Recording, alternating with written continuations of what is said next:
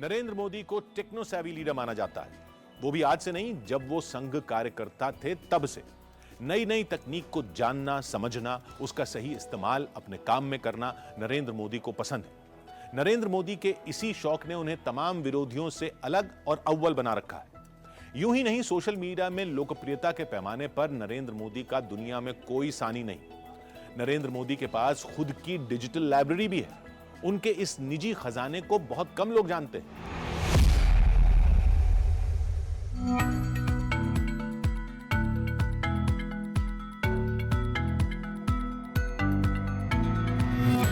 X 108.7 million, Instagram 96 million, Facebook 50 million.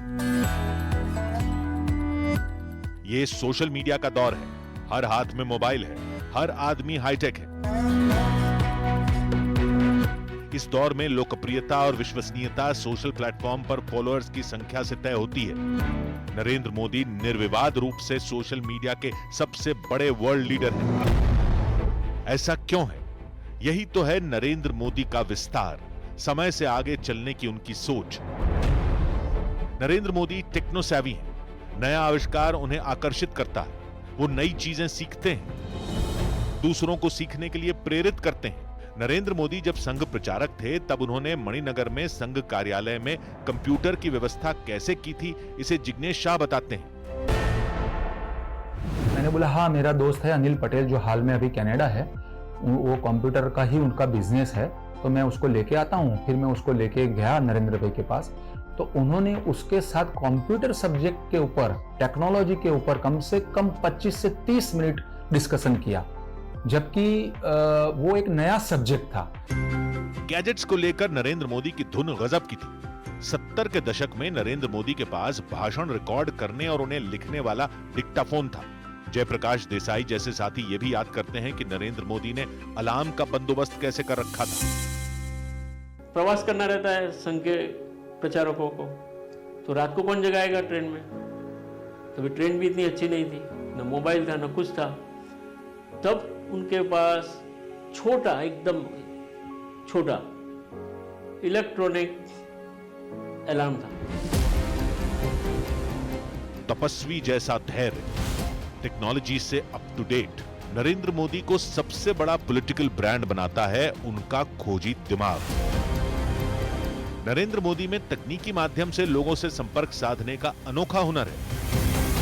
Modi ji उस समय, मैं 96-97 की बात कर रहा हूं, जब उनका ईमेल अकाउंट था, उनके पास एक कम्युनिकेटर था, नोकिया कम्युनिकेटर। हम लोग इतने इतने मोटे मोटे फ़ोन लेकर चलते थे, पर लेकिन उनके पास नोकिया कम्युनिकेटर था जिसके जरिए वो कम्युनिकेट करते थे। नरेंद्र मोदी ने संवाद के हर माध्यम को जनसेवा का औजार बनाया। उनकी खिंची इसी लकीर पर विरोधी भी चलने को मजबूर हैं। जब ट्विटर आया, फेसबुक आया, सोशल मीडिया को एक तरह से अर्ली अडॉप्टर्स यदि राजनीति में है भारत में, ये केवल और केवल मोदी जी है। तकनीक ताकत का पर्याय होती है। नरेंद्र मोदी ने जिसे शिक्षा से जोड़ा। नरेंद्र मोदी ने 90 के दशक में कंप्यूटर शिक्षा पर जोर देना शुरू किया था। अहमदाबाद के संस्कार धाम स्कूल में नरेंद्र मोदी के प्रयास से डिजिटल एजुकेशन की शुरुआत तभी हो गई थी जब ज्यादातर लोगों ने कंप्यूटर का नाम भी नहीं सुना था। टेक्नोलॉजी को लेकर नरेंद्र मोदी की दिलचस्पी सिर्फ उसे इस्तेमाल करने तक सीमित नहीं थी। नरेंद्र मोदी ने इसी तकनीक को सबसे गरीब लोगों के जीवन को सशक्त बनाने का साधन बनाया।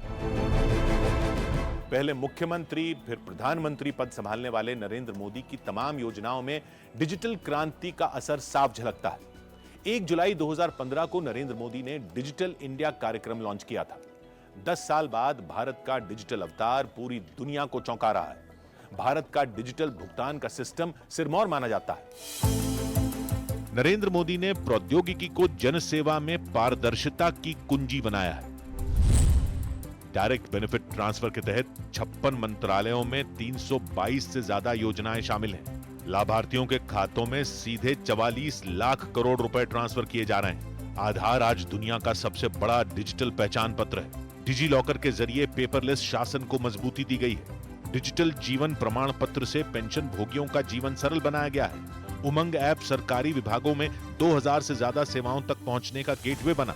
हर रोज 65 करोड़ से ज्यादा ट्रांजैक्शन के साथ यूपीआई दुनिया का सबसे बड़ा पेमेंट सिस्टम बन चुका है। पीएम मोदी पर न्यूज 18 की खास सीरीज जारी है। कल रात 10:25 पर देखना ना भूलें।